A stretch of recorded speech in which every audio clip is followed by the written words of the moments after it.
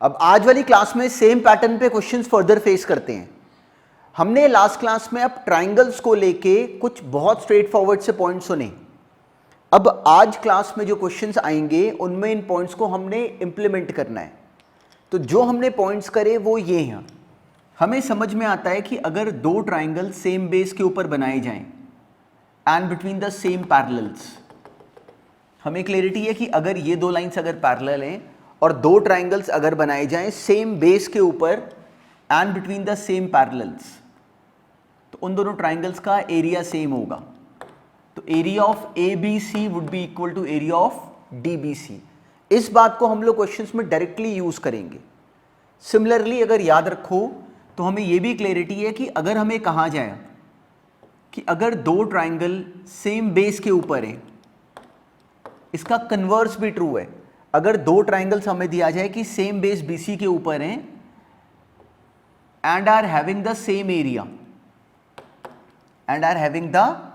Area area of triangle ABC, इसका area हमें दिया जाए कि एरिया ऑफ ट्राइंगल DBC के अगर बराबर है, तो हम लोग डायरेक्टली यूज करेंगे कि इट मीन्स कि they are between the same parallels, मतलब AD is parallel to BC। तो देखो ये पिछले वाले पॉइंट का ही कन्वर्स पॉइंट है, तो इसको भी डायरेक्टली क्वेश्चंस में अप्लाई करेंगे। इस बात को भी ध्यान में रखना पूरी तरह। यही सेम कहानी हमने पैरेललोग्राम में भी सुनी हुई है। अगर दो पैरेललोग्राम, हमें क्लैरिटी है कि अगर सेम बेस पे अगर होंगे and between the same parallels, तो वो इक्वल इन एरिया होंगे। तो अब आज जो क्वेश्चंस करेंगे उनमें इन बातों का बहुत फ्रीक्वेंटली यूज होगा।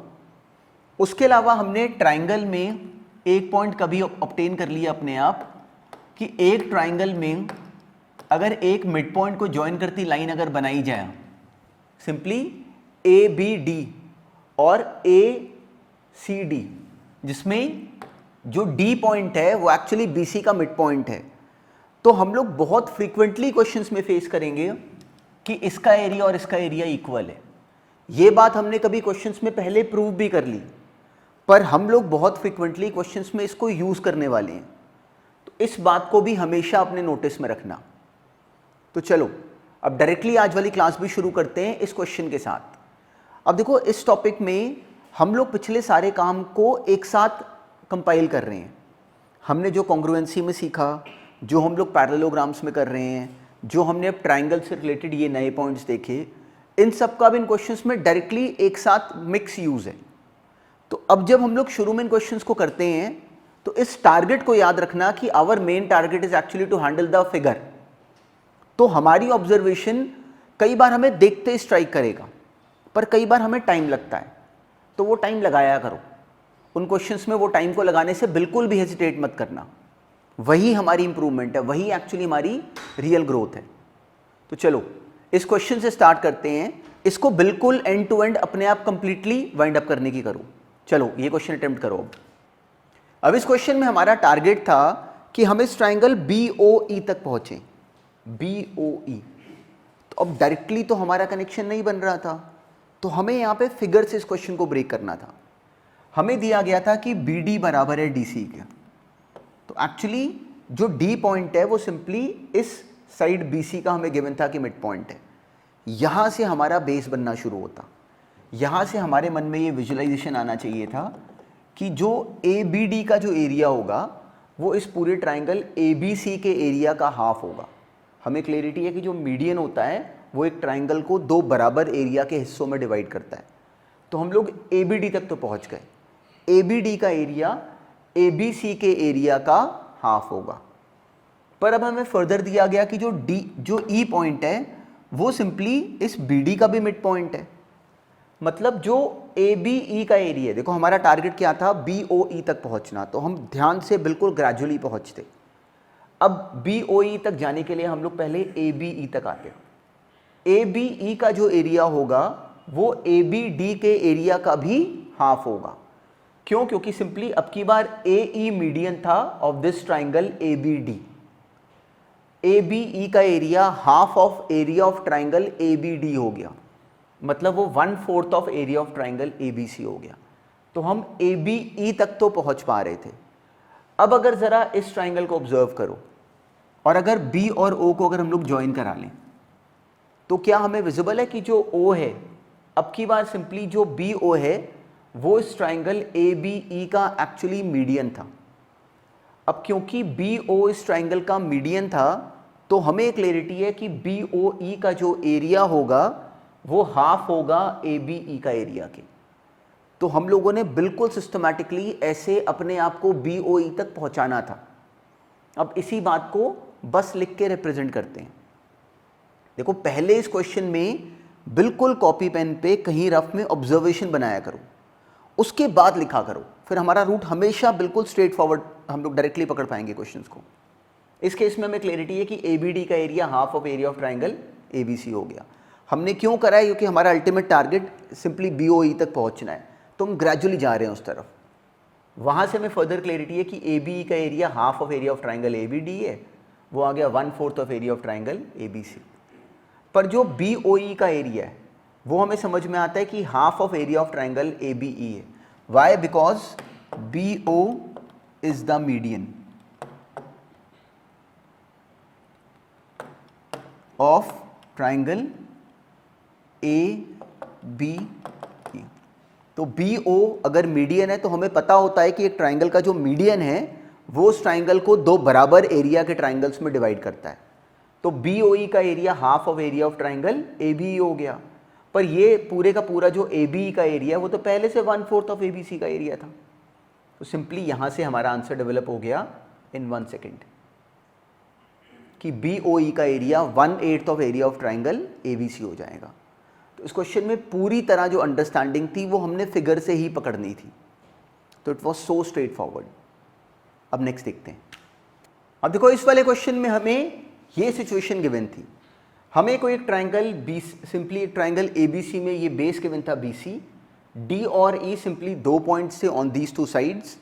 हमें दिया गया कि इस ट्राइंगल डी बी सी का area of this area of this triangle D B C is equal to area of this triangle E B C. तो इन दोनों ट्राइंगल्स का एरिया हमें गिवन था कि सेम है, और area of triangle E B C हमें गिवन था कि सेम है। तो अब इस फिगर में हमने ऑब्जर्व करा कि डी बी सी और ई बी सी दोनों ट्राइंगल्स का जो बेस है वो तो सेम है बी सी।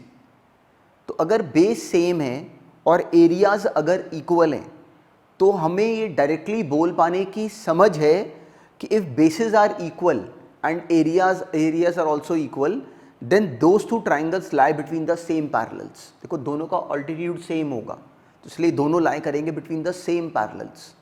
बस इस बात को हमने लिख के रिप्रेजेंट करना था। Area of triangle D B C और area of triangle E B C अगर हमें गिवन है कि सेम है और दोनों का जो बेस है वो सेम है, triangles with same base was B C and equal areas are between the same parallels, मतलब D E is parallel to B C. इस बात को हमने क्वेश्चंस में बहुत क्लियरली यूज भी करते जाना है, पर उसी पे ये सिंपल सा क्वेश्चन था। तो हम लोगों ने डायरेक्टली बस इस लाइन को मेंशन करके बोलना था, therefore D E is parallel to B C. अब नेक्स्ट देखते हैं। इन क्वेश्चंस में हर बार 100% जो प्रोसेस है वो फिगर के ऊपर बेस्ड है। तो अब चलो हमारे सामने ये क्वेश्चन आया तो इसमें फिगर में हम अपने आप क्या ऑब्जर्व करते। हमारा टारगेट था कि area of triangle A O D जो कि ये ट्राइंगल है को हमने प्रूव करना था कि वो area of triangle B O C के इक्वल है। तो अब हमें करना क्या चाहिए था कि इन दोनों के बीच में कोई कॉमन स्टोरी ढूंढनी चाहिए थी। अब हमें दिखा कि एक ट्राइंगल अगर ए बी डी को ऑब्जर्व करो, देखो क्वेश्चंस को ऑब्जर्व कैसे करना है। एक ट्राइंगल ए बी डी को अगर देखो तो ए बी डी ट्राइंगल में ये वाला हिस्सा आ रहा है जो हमें चाहिए, पर ये वाला हिस्सा तो आ रहा है, ये वाला पोर्शन इसमें एक्स्ट्रा आ रहा है। अब अगर सेम बेस पे एक और ट्राइंगल देखें हम लोग ए बी सी, तो हमें विजिबल है कि ट्राइंगल ए बी डी और ए बी सी दोनों बनाए गए सेम बेस ए बी के ऊपर and between the same parallels हैं। तो हमें ये बात तो पूरी तरह समझ में आती है कि ए बी डी और ए बी सी का एरिया तो इक्वल होगा। अब ए बी सी ट्राइंगल में वो वाला हिस्सा आ रहा है जो हमें चाहिए, पर इसमें भी ये वाला पोर्शन एक्स्ट्रा आ रहा है। तो जैसे ही हमने इस बात को ऑब्जर्व करा, क्या हमें समझ में आता है कि क्वेश्चन हमारा लिखने से पहले ऑलरेडी कंप्लीटली सॉल्व्ड है। हमें समझ में आता है कि ए बी डी का एरिया बराबर होगा ABC के एरिया के। इन दोनों का एरिया इक्वल होगा, क्यों? Between the same parallels and having the same base, दो ट्राइंगल्स। अब इन दोनों के बीच में ये वाला पोर्शन एक्स्ट्रा आ रहा, तो अगर मैं ABD के एरिया में से ये अगर माइनस कर दूं और ABC के एरिया में से भी ये सेम पोर्शन अगर माइनस कर दूं, तो जो बाकी दोनों पोर्शंस बचेंगे वो भी इक्वल होंगे, और वही हमारा एक्चुअली क्वेश्चन था। तो देखो, लिखने से पहले इन क्वेश्चंस की ऑब्जर्वेशन बनानी हमने अपने आप, पहले खुद जस्टिफाई करना है, फिर बाद में बस उस बात को लिख के रिप्रेजेंट कर देना है। Area of triangle ABC is equal to area of triangle ABT। Why? Same base,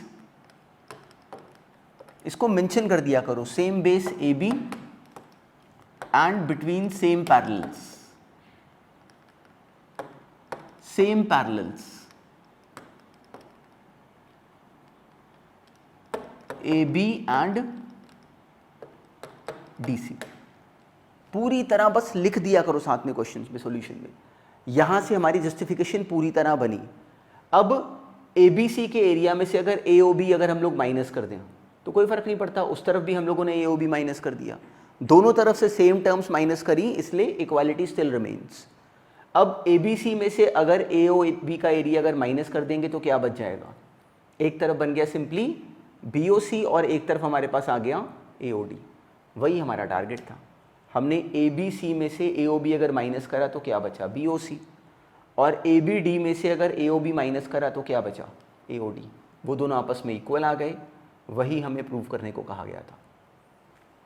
तो इन क्वेश्चंस में ना, जब अभी इनको सॉल्व कर रहे हो तो हो सकता है कि इनिशियली ये प्रोसेस थोड़ा हमें शुरू में जोर लगाने वाला लगे, पर इट इज़ वेरी इंपॉर्टेंट। ये जब हम लोग फिगर अपने आप बना के अपनी ऑब्जर्वेशन को ग्रेजुअली स्ट्रॉन्ग करते हैं, वही हम लोग जब आगे क्वेश्चंस इससे बेटर लैंग्वेज वाले भी करेंगे, वो भी हमसे एक्चुअली अपने आप सॉल्व होने शुरू हो जाएंगे। तो इसलिए बिल्कुल इन पे एफर्ट करने से अपने आप को ना रोकना। चलो अब नेक्स्ट देखते हैं। अब ये वाला क्वेश्चन भी बिल्कुल लास्ट वाले क्वेश्चन का ही एक्चुअली एक और वर्जन था। अब हमें अब की बार दिया गया कि ABCD is a quadrilateral, AOD triangle और BOC ट्राइंगल, इन दोनों का एरिया हमें गिवन था कि इक्वल है।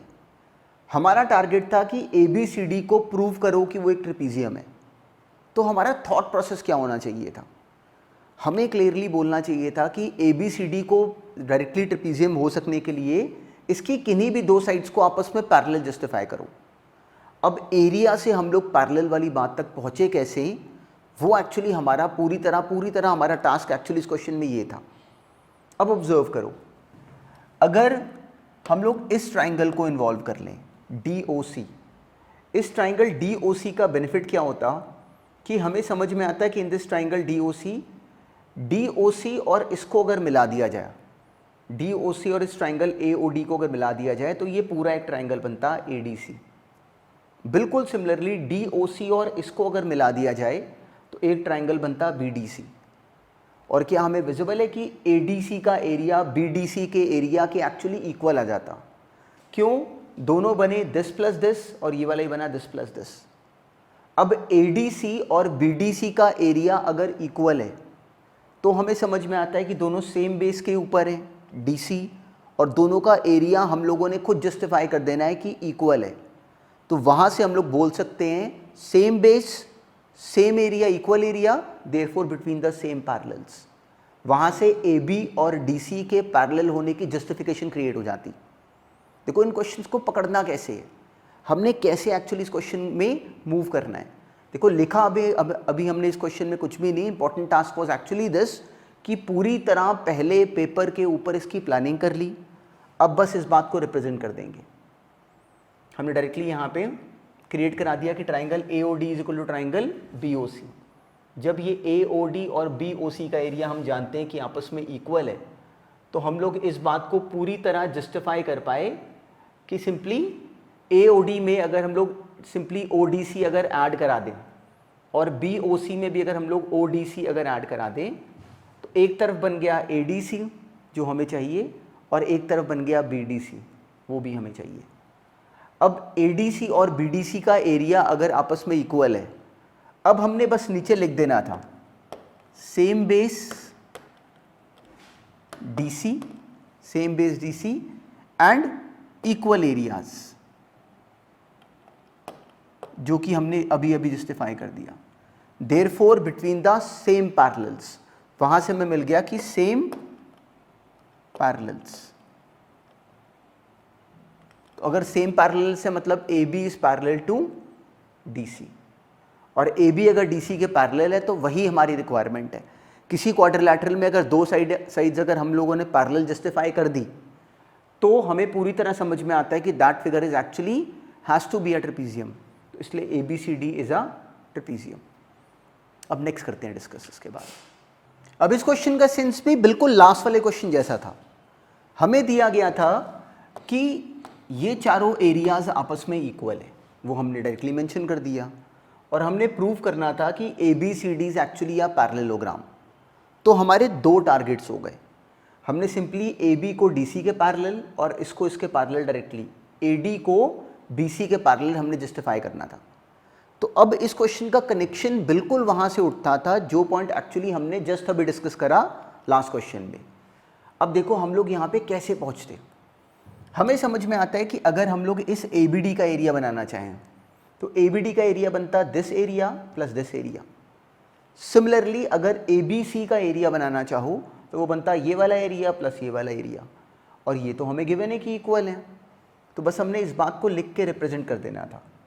ए ओ डी का एरिया प्लस ए ओ बी का एरिया, ये दोनों मिला के क्या बनते हैं एक्चुअली ए बी डी का एरिया। बिल्कुल सिमिलरली बी ओ सी का एरिया प्लस ए ओ बी का एरिया, ये मिला के बनाता ए बी सी का एरिया। ये सब हिस्से हमें गिवन है कि इक्वल हैं, इसलिए हम लोग डायरेक्टली इस बात को मेंशन कर सके। ये हमने क्यों करा, ऐसा क्यों सोचें? क्योंकि हमारा टारगेट है इसे और इसे पैरेलल प्रूव करना। तो ट्राइंगल्स में जब कभी एरिया के लॉजिक से पैरेलल वाली कहानी आए ना, तो वहाँ पे सेम बेस बनाने की कोशिश करा करो। जैसा देखो अभी अभी इस क्वेश्चन में हमने क्रिएट कर दिया। अब ये एक ट्राइंगल ए बी सी बना और एक ट्राइंगल ए बी डी बना, जिसमें दोनों ट्राइंगल्स का जो बेस है वो सेम है ए बी। तो अगर इन दोनों का बेस अगर सेम है और दोनों का एरिया हम लोगों ने खुद जस्टिफाई कर दिया कि इक्वल है, तो they would be between the same parallels. D C parallel आ गया ए बी के। इसको हमने यहाँ पे लिख के मेंशन करना था, same base A B and equal area, therefore between the same parallels DC parallel to AB। Directly इस बात को मेंशन हमने रिप्रेजेंट कर देना था यहाँ पे। वहाँ से डायरेक्टली आता कि AB is parallel to DC। बिल्कुल सिमिलरली अब हम लोग अगर मान लो ट्राइंगल्स ये ऑब्जर्व करें, एक ट्राइंगल, अब अगर हम लोग क्या करें इन द सेम पैटर्न हम लोग जस्टिफाई कर लें, एक ट्राइंगल ADC ले लें, AD से ले लिया, और एक ट्राइंगल ADB ले लिया। ADC ट्राइंगल और ADB ट्राइंगल को लेने का रीज़न ये था कि दोनों का बेस कॉमन आ गया। देखो AD, इस ट्राइंगल का एरिया और इस ट्राइंगल का एरिया, दोनों का एरिया सेम आ जाता क्योंकि ये एरियाज हमें नोन थे कि इक्वल हैं।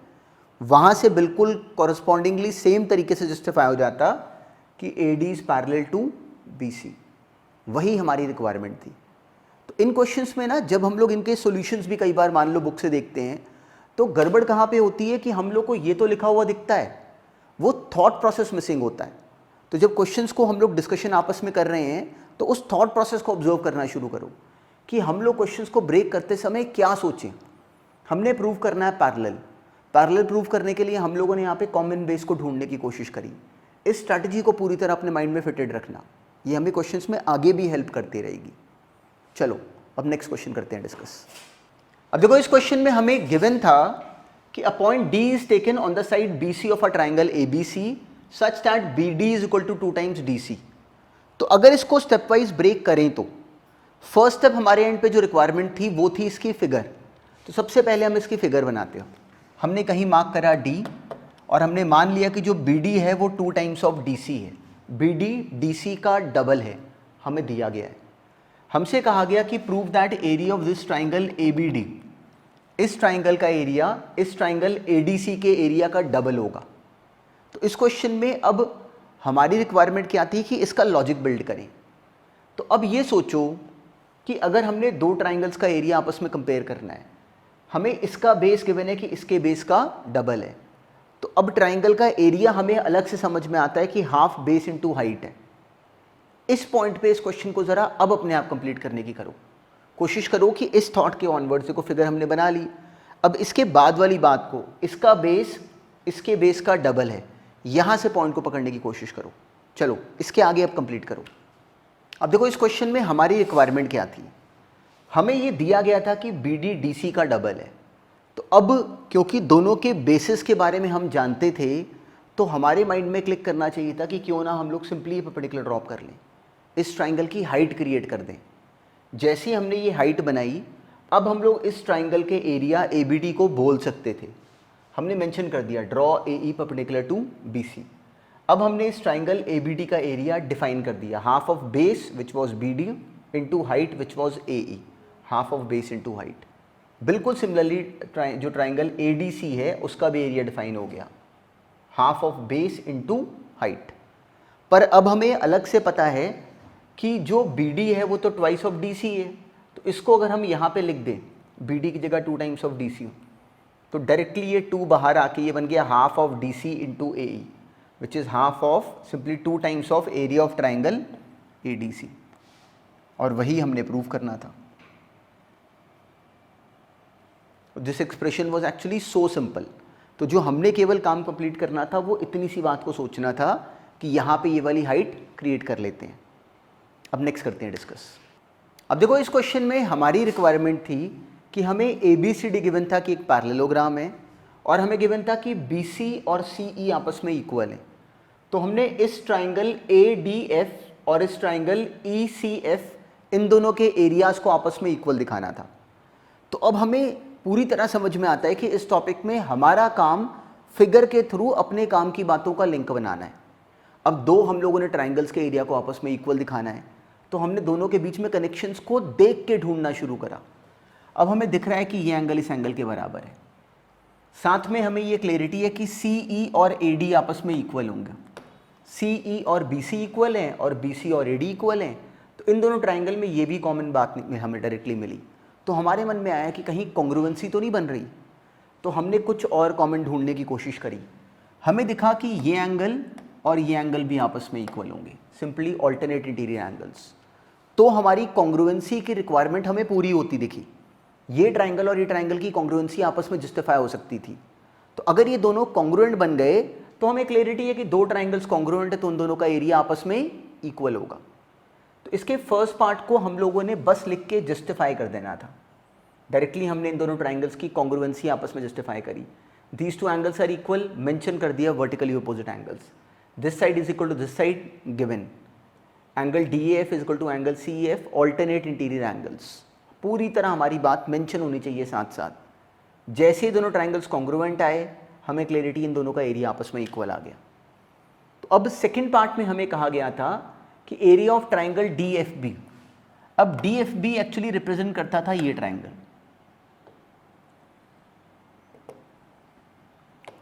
डी एफ बी का एरिया हमें दिया गया कि दिस वॉज 3। क्वेश्चन था find the area of this parallelogram.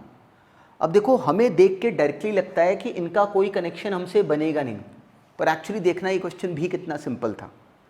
अभी अभी हमने ऊपर प्रूव करा कि ए एफ डी, ये ट्राइंगल और ये ट्राइंगल कॉन्ग्रुएंट है। तो हमें ऊपर से मिला हुआ था कि D F is actually equal to C F. D F और सी एफ एक्चुअली दोनों आपस में इक्वल थे, मतलब एफ एक्चुअली सिंपली इस साइड का मिड पॉइंट था। तो अब सोचो कि अगर ये कंप्लीट, अगर एफ अगर मिड पॉइंट है, तो हमें क्लियर है कि जो ट्राइंगल बी डी एफ है, जो ट्राइंगल डी बी एफ है, ये होगा half of triangle D B C. ये होगा half of triangle D B C.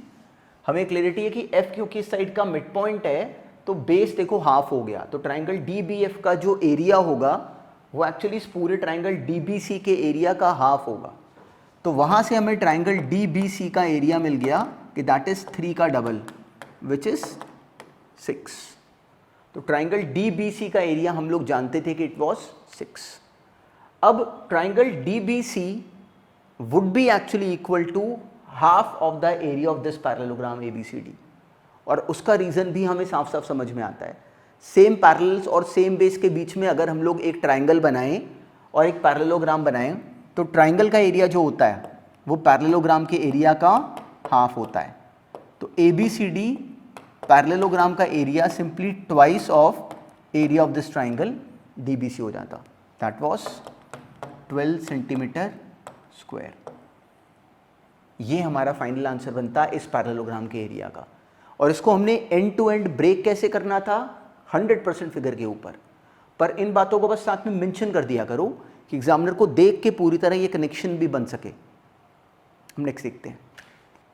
इस टॉपिक में हमारी विजुअलाइजेशन एक्चुअली अटेम्प्ट करके क्वेश्चंस को ग्रेजुअली ग्रो करनी शुरू कर जाएगी।